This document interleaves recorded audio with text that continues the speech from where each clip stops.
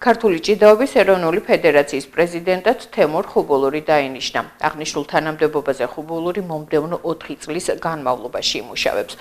ახლად არჩეულმა პრეზიდენტმა განაცხადა, მისი საქმიანობის ძირითადი მიზანი ქართული ჭიდაობის პოპულარიზაცია იქნება. თემურ ხუბულური ოლიმპიური თამაშების ვიცე-ჩემპიონი, მსოფლიოს და ევროპის ორგზის ჩემპიონია. 1976 წელს კი საქართველოს აბსოლუტური ფალავნის წოდება მოიპოვა. შეგახსენებთ, რომ ქართული ჭიდაობის ეროვნული ფედერაციის პრეზიდენტის თანამდებობას გელა ბერუაშვილი იკავებდა. ჩემთვის დიდი პატივია ქართული ჭიდაობის ფედერაციის პრეზიდენტობა. გავაკეთებ ყველაფერს იმისათვის, რომ ქართული ჭიდაობა გახდეს პირველი როგორც სპორტის სახეობა.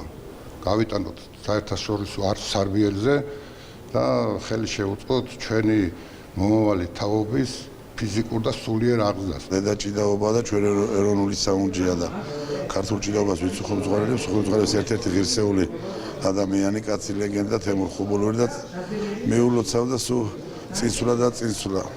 ჩვენ რა თქმა უნდა ყველა გვერდში დავუდგებით.